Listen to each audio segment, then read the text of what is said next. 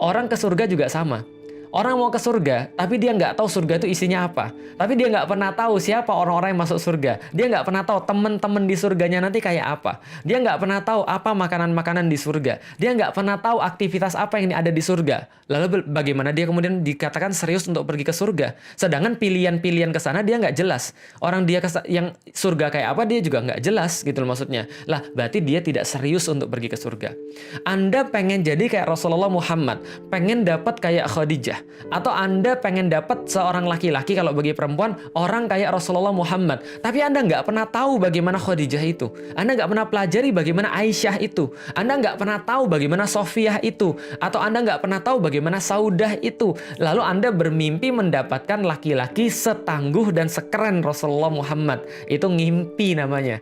Kenapa? Karena nggak match antara perbuatan Anda dengan apa yang Anda inginkan. Lah kalau ada orang pengen pergi ke Turki, minimal dia pelajari, minimal dia cari tahu apa yang bisa menghantarkan dia.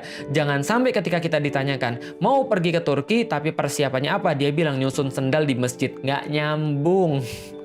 Nah, maka mulai dari sekarang karena kita sudah tahu hidup adalah pilihan, kita harus cari tahu apa yang menyambungkan kita dengan apa yang kita inginkan. Bagaimana cara yang paling bagus? Tanya sama orang-orang yang sudah pernah pergi ke sana. Ustadz, bagaimana Anda bisa pergi ke Turki? Oh, ini yang saya lakukan.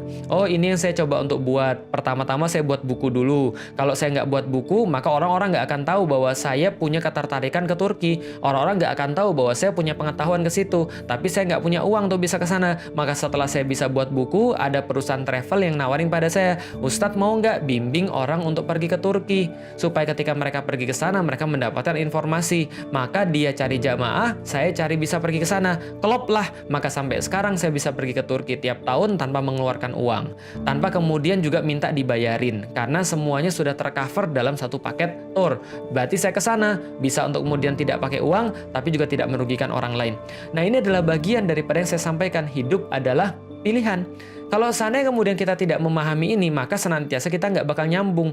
Atau bahkan kita melakukan sesuatu yang kontraproduktif. Seperti yang saya katakan tadi, pengennya kayak Rasulullah Muhammad, kelakuannya kayak Abu Lahab.